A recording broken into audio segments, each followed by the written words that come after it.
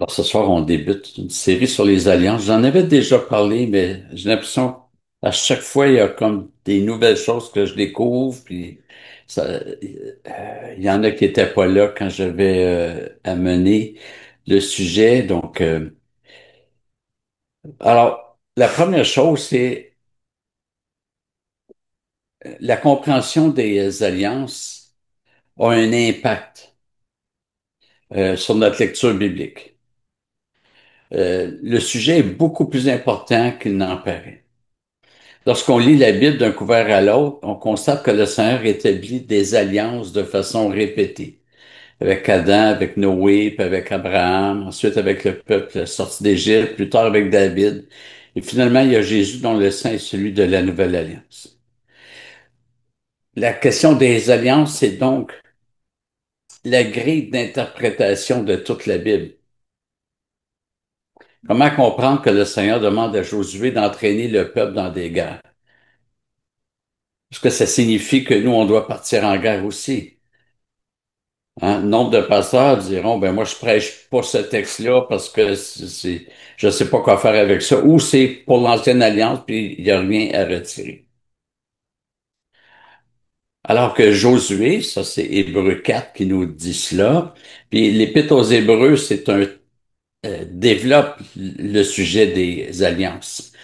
Euh, on apprend que Josué préfigurait Jésus. D'ailleurs, c'est le même nom en hébreu, hein, Josué, Jésus, c'est Yeshua. Euh, Josué préfigurait Jésus, puis comme j'ai déjà dit, une préfiguration n'accomplit jamais ce qu'elle annonce. Il y a comme un échec à chaque préfiguration. Alors, Josué n'a pas pu procurer le repos au peuple. C'est Jésus qui va procurer le repos. Comment comprendre que le Seigneur ait donné des restrictions alimentaires temporaires alors qu'il dit que sa loi demeure à perpétuité? Euh, Comment comprendre que les chrétiens sont fils d'Abraham, que nous avons Abraham comme père, mais que nous n'avons pas inscrit le signe de l'alliance chez nos bébés, alors qu'Abraham devait le faire? Comment comprendre que le Seigneur a répudié son peuple, la nation juive, et croire en même temps que le peuple, son peuple, l'Église, est à l'abri de la répudiation? Toutes ces questions trouvent leur réponse dans la compréhension des alliances. Alors, ça semble compliqué, mais vous allez voir que c'est très accessible. Puis si vous avez des questions, vous n'hésitez pas. Après la réunion, souvent on prend un temps de questions. Sinon, vous me contactez à votre guise. Et la structure des alliances fait ressortir le fait que Dieu se révèle de façon progressive. Quand on étudie un sujet comme ça, on est obligé de regarder les autres positions. Les dispensationalistes, eux, ils croient que c'est leur position qui font ressortir que la Bible, c'est une révélation progressive. Pour eux, Dieu a coupé l'histoire de l'humanité comme on coupe une saucisse en 7 parties détachées les unes des autres. La question des alliances est importante aussi parce qu'elle intervient dans d'autres sujets. L'idée que la création daterait de milliards d'années ne convient pas à l'alliance créationnelle, parce que Dieu a placé la création sous un chef. Ça serait un peu bizarre que Dieu aurait laissé la création pendant des milliards d'années sans chef, puis que ça ferait juste 6 000 ans qu'il aurait donné un chef. Euh,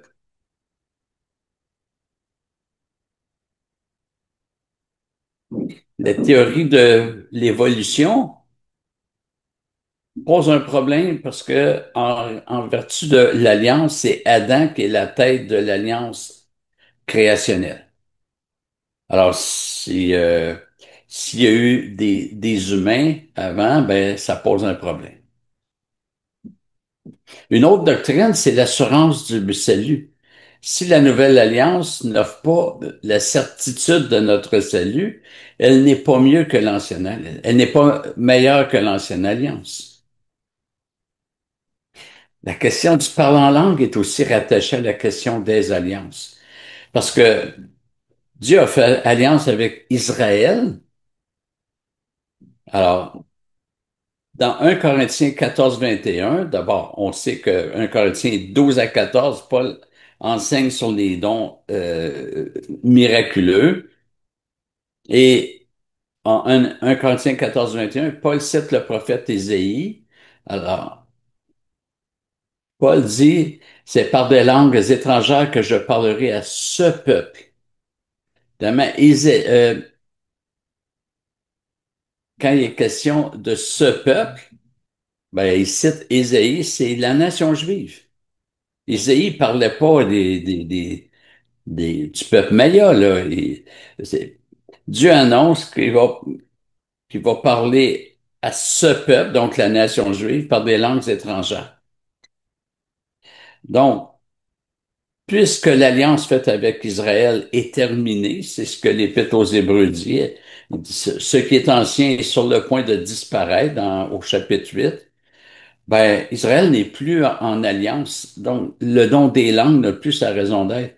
La fin de l'alliance avec Israël amène la fin des langues aussi. Il y a d'autres raisons pour dire que les langues ont cessé, mais ça, la théologie des alliances impacte le sujet. L'incarnation du Fils de Dieu concerne aussi les alliances. Parce que Dieu a toujours fait alliance entre lui et un homme qui devenait la tête d'alliance. Comme Adam, Noé, Abraham, Moïse, David, ce sont des têtes d'alliance parce qu'on voit dans la Bible que Dieu faisait alliance avec eux. Et la question de la descendance est aussi concernée. Dans toutes les alliances établies par Dieu, elles étaient pour la tête d'alliance et leurs descendants. Adam, Noé et les autres. On arrive au Christ et là, je vais parler des pédobaptistes. Les pédobaptistes reconnaissent que c'est le Christ qui est la tête d'alliance, mais alors que Adam, Noé, Abraham, c'était pour la tête d'alliance et ses descendants biologiques. Le Christ n'a pas eu de descendants biologiques. Et pour moi, c'est un argument qui montre que c'est la fin de la considération biologique en ce qui concerne la descente, en ce qui concerne l'alliance. Ça signifie pas que Dieu s'intéresse pas à nos enfants, je crois l'inverse, mais ça signifie que c'est pas parce que qu'un couple chrétien a des enfants que ces enfants-là sont dans la nouvelle alliance, contrairement à ce que nos frères pédobaptistes disent. Le mot pédobaptiste signifie qu'ils baptisent les bébés. Donc, la question des alliances touche à plusieurs sujets et plusieurs autres sujets, et ça vient souvent donner des réponses assez claires sur ces sujets-là. Donc, négliger ce sujet nous prive d'une compréhension globale des Écritures qui intervient dans beaucoup de sujets. La deuxième raison pour laquelle c'est important d'étudier ce sujet, c'est qu'il est très négligé dans les églises évangéliques. Alors que le mot alliance se retrouve 337 fois dans toute la Bible. Ça m'est arrivé assez souvent de demander à des chrétiens de longue date qui venaient d'autres églises, est-ce que vous avez déjà eu un enseignement sur les alliances? J'ai jamais eu de oui. Ça a toujours été non, j'en ai jamais eu. Lors de l'institution du repas, Jésus a dit, cette coupe est la nouvelle alliance en mon sang qui est répandue pour vous. La coupe n'est pas la nouvelle dispensation, mais la nouvelle alliance en son sein.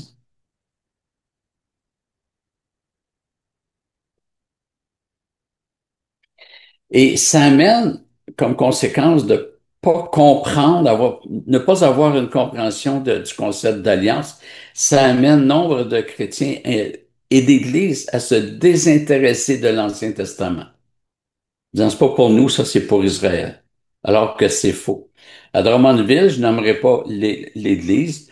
Il y a un jeune qui a voulu faire un stage pastoral. Le pasteur lui a dit, oui, mais ici, tu prêches juste sur la Nouvelle Alliance, sur le Nouveau Testament, parce qu'on est dans la Nouvelle Alliance. C'est parce que les apôtres prêchaient juste l'Ancien Testament. La troisième raison pour accorder toute l'importance au sujet des alliances, c'est en raison de ce que le Christ a accompli. Dans plusieurs textes des prophètes, les promesses messianiques sont présentées en lien avec cette alliance nouvelle qui met un terme à l'ancienne alliance. Pourquoi? Parce que le Christ est venu accomplir ce qui était annoncé. Alors, c'est des choses qui vont être développées éventuellement,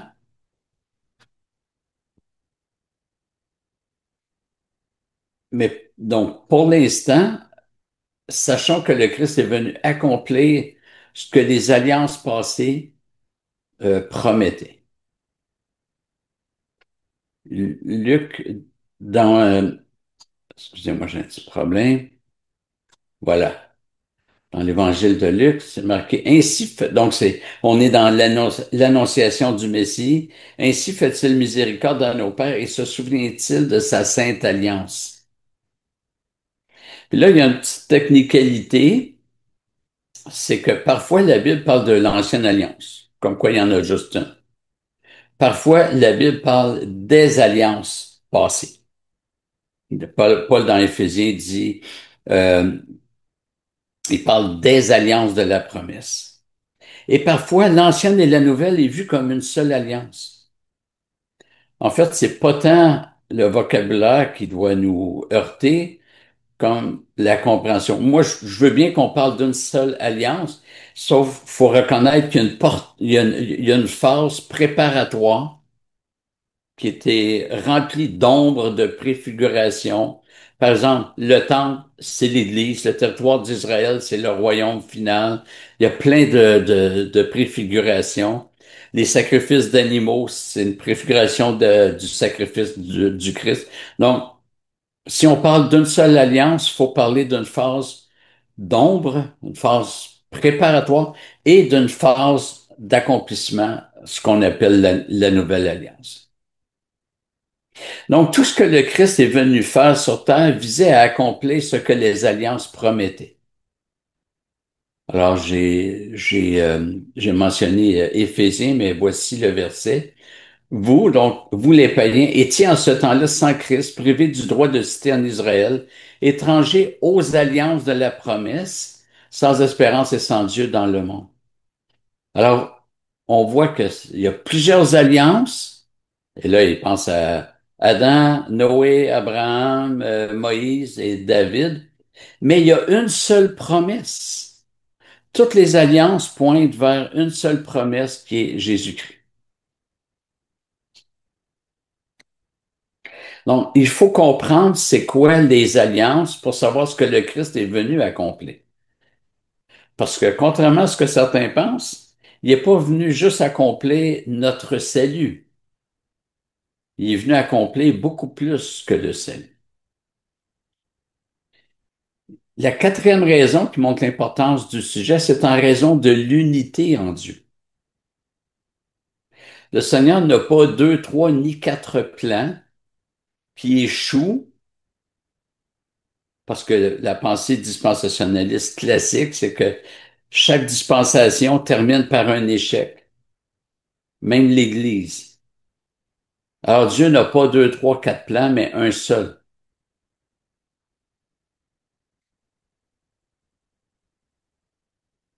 Paul dit, il y a un seul corps et un seul esprit, comme vous, comme aussi vous avez été appelés à une seule espérance, celle de votre vocation. Il y a un seul Seigneur, une seule foi, un seul baptême, un seul Dieu et Père de tous qui est au-dessus de tous, parmi tous et en tous. Euh, ouais. Donc, l'unité qu'il y a en Dieu amène l'unité dans son plan. J'avais prêché sur Éphésiens, puis moi, j'ai toujours entendu dire que Éphésiens, c'est l'épître qui développe le concept d'église, puis que ça c'est comme le thème central. Après l'avoir étudié, je remets ça en question. Je pense que c'est beaucoup plus une question d'unité. Oui, il est question d'église, mais au chapitre 1, il parle de l'unité trinitaire. Dieu a élu ses enfants. Euh, En Jésus-Christ, nous avons la rédemption et nous avons été scellés du Saint-Esprit. On voit que la Trinité travaille au même projet. Donc, il y a une unité trinitaire. Au chapitre 2 et 3, c'est Dieu qui prend les, les Juifs croyants et les païens croyants, puis en fait un seul corps. Quand il dit, il nous a fait asseoir ensemble dans les lieux célestes, le ensemble, c'est dans le contexte, c'est pas nous avec le Christ, bien que c'est vrai. Mais ce que Paul dit là, c'est nous, juifs et non-juifs, il nous fait asseoir ensemble. Et il dit au chapitre 3 d'Éphésiens que nous avons un même héritage. L'unité, cette fois, l'unité en Dieu, l'unité dans son plan, l'unité du peuple de Dieu. Dieu n'a pas deux peuples, le peuple juif et l'Église. Puis au chapitre 4, c'est là où il dit de conserver l'unité de l'esprit. On doit vivre cette unité en Église. En même temps, unité n'est pas uniformité. Alors moi, ma femme et moi, on est unis, mais on est complémentaires. On n'est pas uniformes, ça serait terrible. Alors, ce n'est pas remettre en question l'unité du plan de Dieu, contrairement à ce qu'on se fait dire par certains pédobaptistes. On ne remet pas en question l'unité du plan parce qu'on voit des phases de développement. Un enfant devient adulte, c'est un être humain, c'est une vie, mais il y a une phase de développement, puis une phase adulte.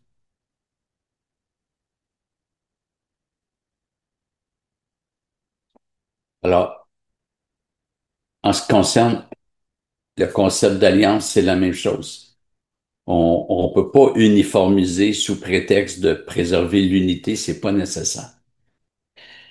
Maintenant, qu'est-ce qu'une alliance ou comment pourrions-nous définir ce qu'est une alliance établie par Dieu? Le théologien Earl Blackburn affirme qu'une alliance est un arrangement solennel divinement imposé qui commande des obligations aux personnes alliancées.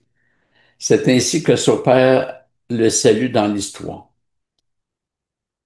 Un autre théologien, Owen Palmer Robertson, qui a écrit un livre sur le sujet, et le livre existe en français chez Publications chrétiennes. Ça s'appelle Le Christ des alliances. Euh, Affirme qu'une alliance est un lien de sang souverainement administré.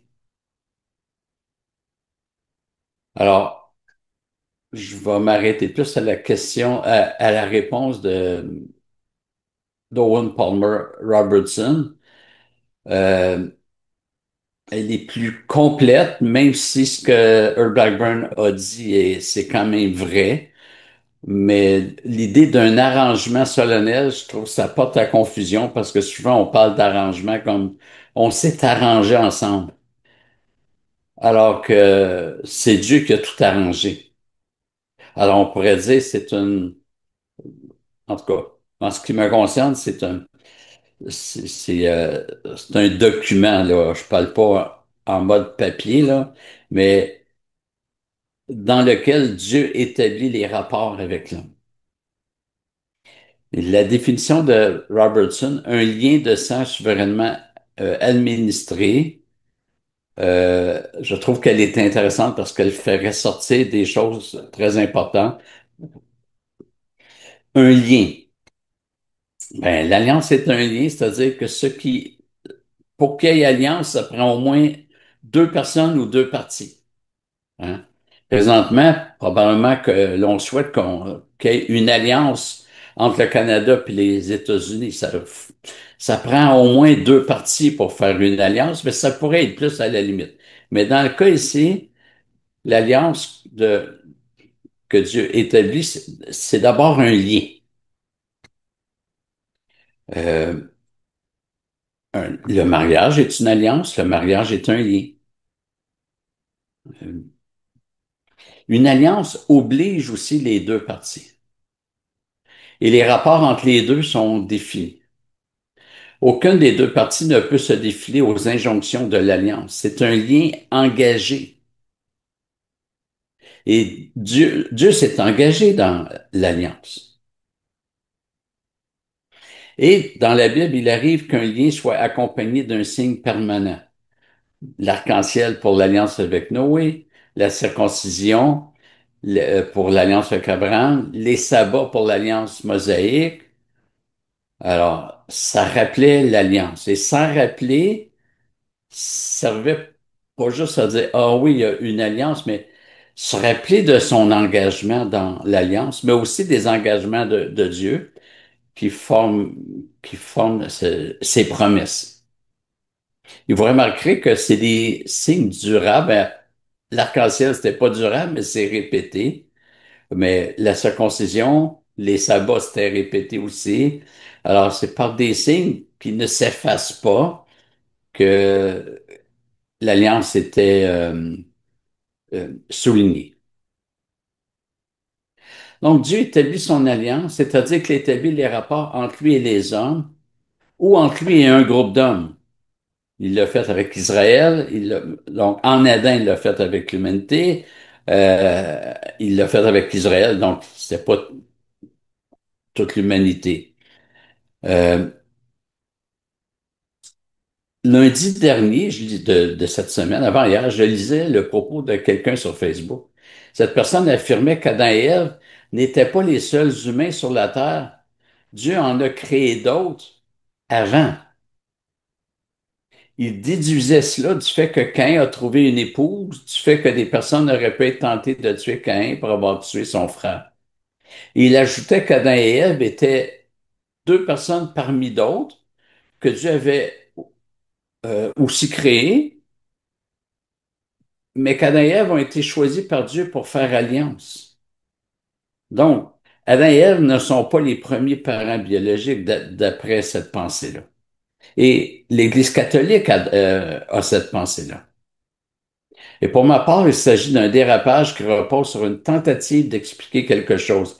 Ici, c'est la tentative d'expliquer le fait que d'autres personnes existaient, à part Adam, Ève et Caïn.